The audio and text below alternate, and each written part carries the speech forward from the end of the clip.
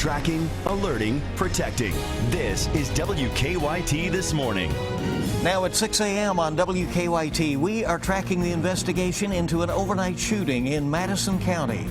A man who coached girls high school basketball is in jail after police say the athletes found something of his in the locker room. And former Wildcat Julius Randle goes down during his NBA debut with a very serious injury. Those stories and more, breaking news as it happens. It's coming up on WKYT This Morning. Top of the morning to you and welcome. It's so good to have you with us as we get Wednesday off and rolling. I'm Bill Bryant. And I'm Rebecca Smith. Thanks so much for being here.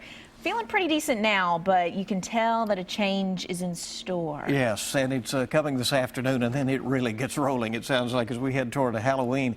Micah even mentioning earlier possibility of a wintry mix on Halloween night. That's what it looks like. I mean, it's pretty cool outside this morning, and as we head toward the afternoon, it's going to stay that way. It just doesn't feel good today as that cool air rushes on in. First Alert Defender Live Radar, there is your look. Some showers down south, and these are just rain showers, and like Bill was talking about, possible wintry mix toward Halloween doesn't look too good, and it's really for the nighttime hours. I'll really break that down coming up, but right now that rain's trying to move its way on out of here. Give it another couple of hours and it will. Temperatures are in the 40s and 50s.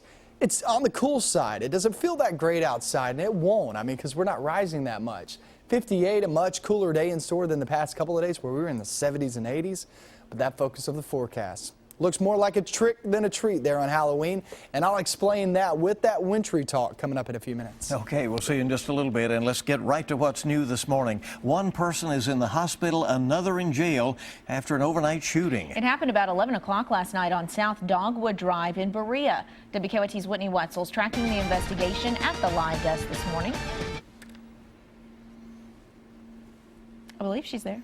Let's go to Whitney. Good morning. Good morning, everyone. Still a lot of unanswered questions about this shooting, but we do know that one man has been arrested in connection to the incident.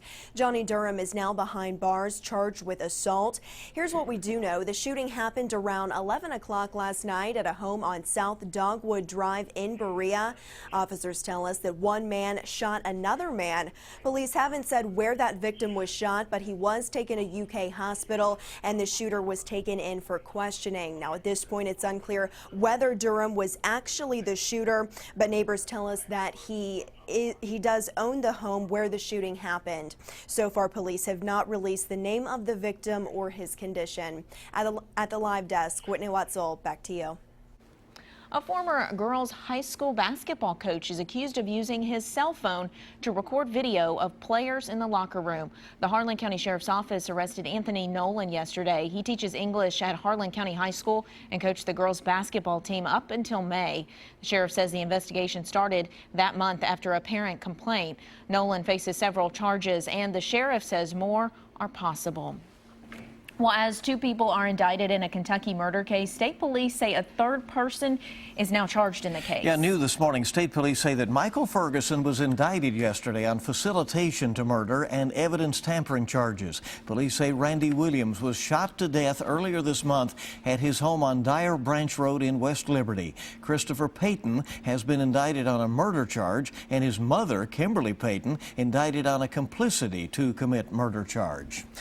Well, a huge setback this morning for former Kentucky Wildcat Julius Randle. The LA Lakers forward broke his leg last night in an NBA debut game. It's hard to see and talk about, but WKYT Sean Moody is live with a look at what could be a season-ending injury for Randle. Sean is live at Rupp Arena. Good morning. Good morning, Bill. This was going to be Julius Randle's big NBA debut after a great season here at UK. Now doctors will be looking into how serious the injury is. Doctors will take a closer look at Julius Randle's leg today. Last night, they said he broke his right tibia. He was injured late in the game against the Houston Rockets. Video from TNT showed Randle driving to the basket against two defenders, and as he went up into the air, it appeared his left leg hit his right leg awkwardly. He was on the ground for several minutes while doctors worked on him, putting an air cast on his leg. Now, there's no word on how long Julius Randle will be out. He had played a little more than 13 minutes and scored 2 points in that game. Live in Lexington, Sean Moody, WKYT. Sean, thank you very much. We'll keep everybody updated on the progress of Julius Randle and what the doctors say later today. Well, this morning, we're tracking the search for a man who police say robbed a Lexington business. That happened yesterday at Check and Go on Richmond Road. Police say the robber walked in and implied he had a weapon and demanded money. And after stealing the cash, the suspect then took off. Police say they have a limited description of the robber. Well, crews searching for a missing Kentucky man found a body in the Licking River. Search teams were looking for 32-year-old Clinton O'Brien of Harrison County, who's been missing for a week. His car was found Monday night near Robinson Dam. The keys were inside. It had a flat tire. The search team recovered the body last night near the dam. Having the keys in the ignition was just a trigger for us that we really need to thoroughly make sure there's nothing down here. I mean, we would rather left here thinking he wasn't here as to finding somebody. The coroner says he hopes to be able to identify the body today. O'Brien's family was there last night when that body was recovered. They're still trying to figure out what led to his disappearance. We are tracking the investigation into a deadly officer-involved shooting. It happened last night in Louisville's Valley Station area.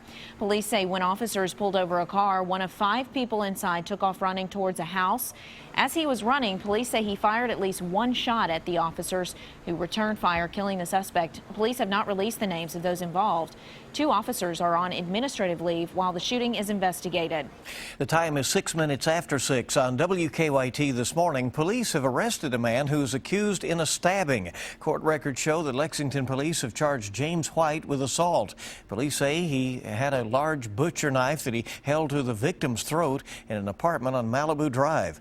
White's arrest citation says he threatened to kill the woman and did puncture her chest. Graduated high school students in Kentucky whose lives have been impacted by prescription drug abuse are now eligible for college scholarships. The Attorney General's office is offering $1,500 scholarships, and donations to the funds are made available by 2 parents who have lost children to prescription drug abuse.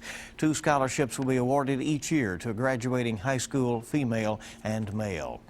Well, zookeepers can stop referring to the Louisville Zoo's baby boy pygmy hippo generically because he now has a name. Louisville Zoo guests submitted more than 2,500 names, and zookeepers narrowed it down to 3 that were presented to the public for voting: Ace, Jahari, and Kimani.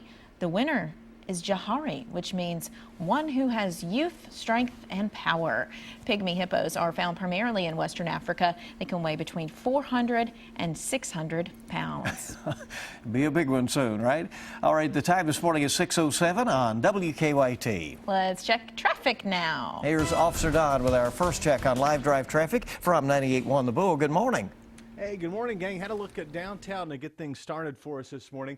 Really, Main and Vine Street look great. South Broadway's in great shape, too. And if you're trying to get there on North Broadway, it's a straight shot from New Circle toward the Big Blue Building there. Live look at I-75 and 64 through the northern split. Exit ramps look great as well. Now, as far as our drive times go and our Waze map this morning, no major delays. The interstate, the Circle, and even if you plan to be inbound Nicholasville Road for now, looks pretty good. Now back to you in the studio. It does indeed, and we thank you, Don, and we appreciate the update. And WKYT this morning is just getting started on your Wednesday. So good to have you along with us, pushing toward Halloween and the weekend and the start of November. A store owner fought off a would-be robber with an unusual and, let's just say, spicy weapon.